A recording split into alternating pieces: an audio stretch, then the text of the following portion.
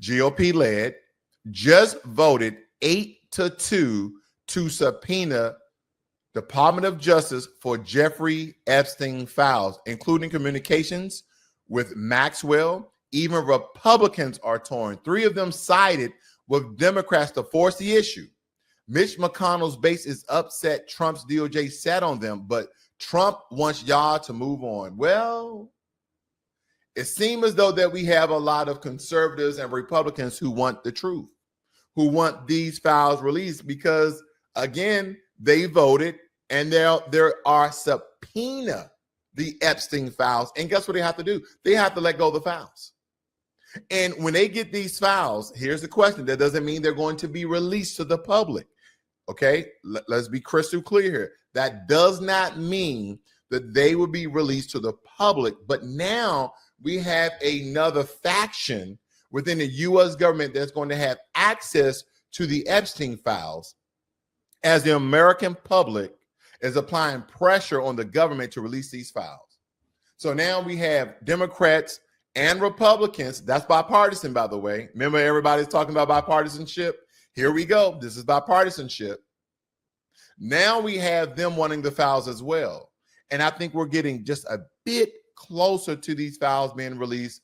But when I tell you this, ladies and gentlemen, please do not hold your breath. Okay? So I know you guys are aware that the Trump administration has, again, released the Dr. King files. And this is from Executive Order 14176 that you see on the screen, and that was released to the National Archives.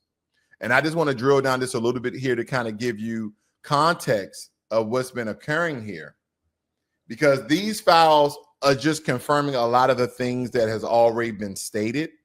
But I do think it's important that we go over it because, again, this is a level of transparency from our government that we have never seen before. Yeah, the government's still hiding a lot of things, but again, things that the American public has been wanting for decades are now being released. Okay, they're now being released, and I think this is very, very imperative, especially when we talk about someone as world changing as Dr. King. I don't think there's no one above this man when it comes to a lot of the social and civil rights changes, not just here in America, folks, but in the world. Because today I'm stepping into a storm, because after the release of these files, they were not yet public because it was over 240,000 pages of FBI and assassination records on Dr. King, despite his family's own plea for privacy and respect. Now, granted, I do respect the family,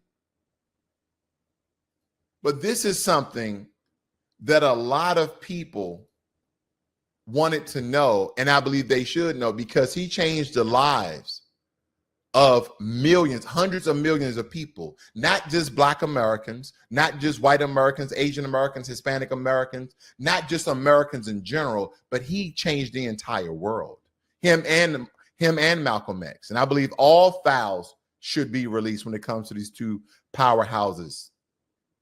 Now, in these files, these documents expose J. Edgar Hoover's FBI using COINTELPRO, which was a covert operation aimed at spying on and harassing, even smearing Dr. King, painting him as a communist, broadcasting allegations about his personal life and leaking those allegations to the press. Now, there are also CIA communications revealing concerns over King's pivot to anti-war and anti-poverty activism, and evidence of intense federal scrutiny well before April 4th, 1968.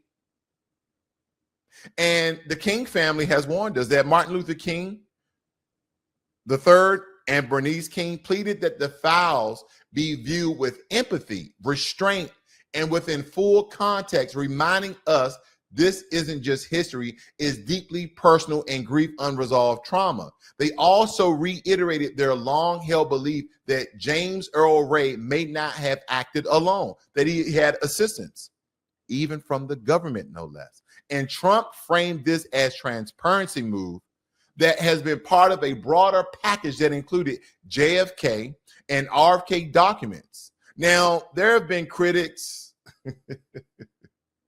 There have been critics like your usual suspects, like Al Sharpton. Also, the King Sitter, they say that is a distraction from other issues, such as the withheld of the Epstein files. And this is the same thing I've been talking about for the past month or so, that we have a lot of smoke and mirror. We have a lot of distraction that's kind of taken away from the Epstein files being released.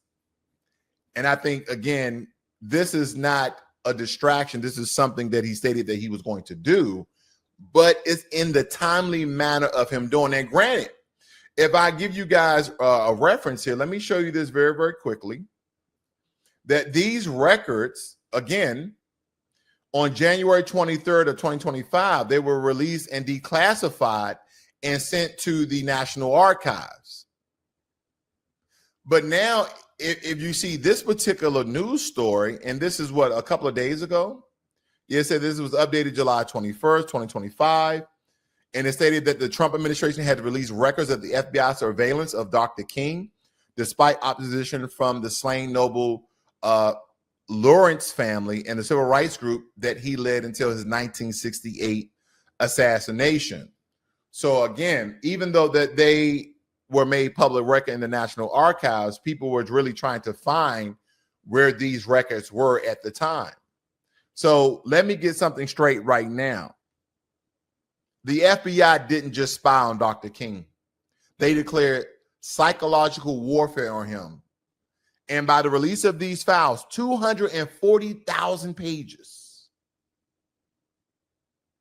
the truth is laid bare for the world to see, because this government tried to break him intentionally and systematically. And inside these files are the dirty fingerprints of the U.S. government that we all know and love. Do we not?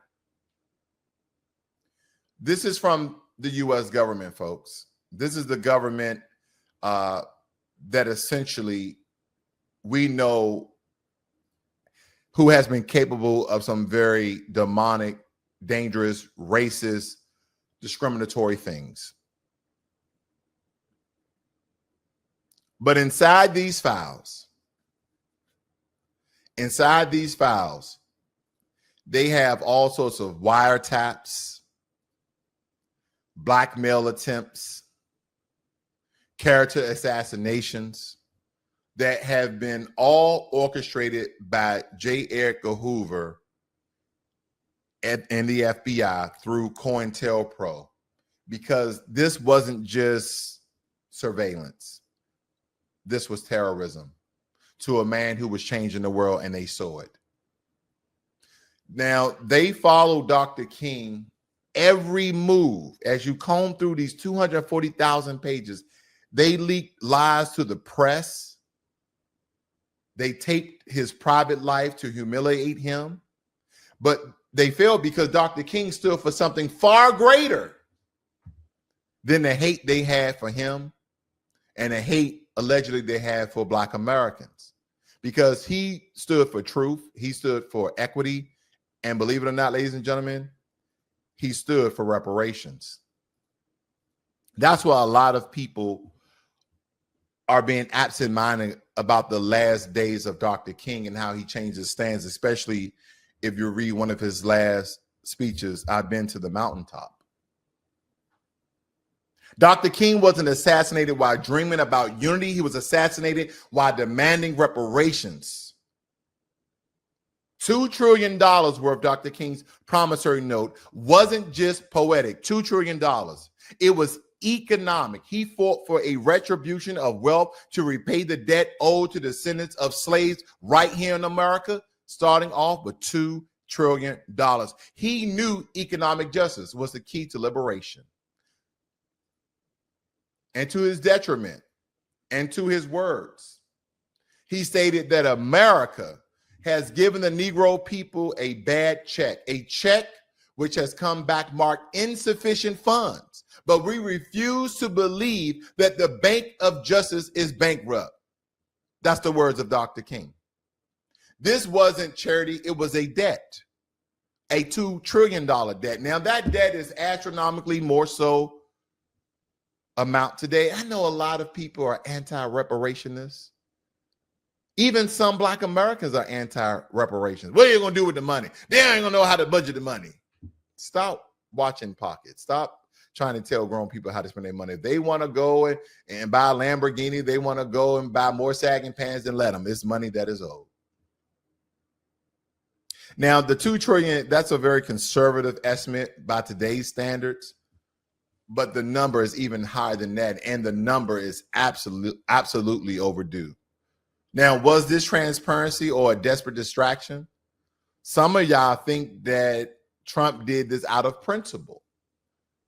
But don't be fooled in some regards, because even though he stated that he's going to release the JFK files, MLK files, I'm waiting for the Malcolm X files,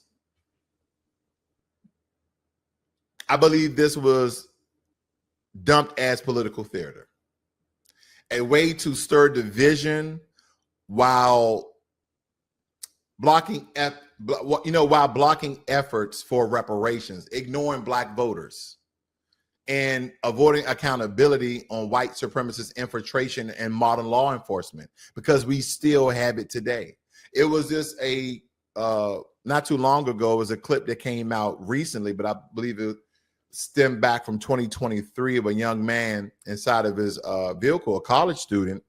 He was a Black young man with, long hair. I believe he had either dreadlocks or plaits or whatever, but he was a foundational Black American. He was sitting in his car, and they told him that they pulled him over because he didn't have his headlights on during the day, even though that the police vehicle, the police cruisers, drove up to the scene without headlights on. Now, I don't know any state law. I believe this was in Georgia. I could be mistaken when it comes to the state.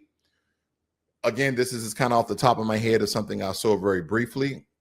But nonetheless, they stated that it was against the law, and he was asking what law did he break. Now, granted, on my X account, I put that, did he comply? No.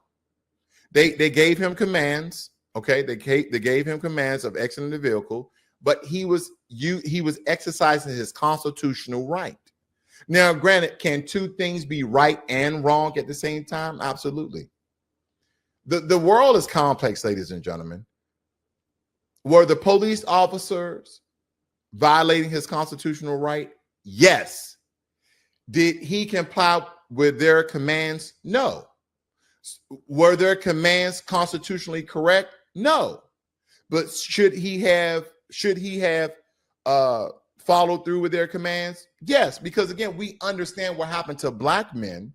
We understand what happened to Black people when, even though we're unarmed, we understand what happens to us when we don't listen to a lot of these race soldiers with badges.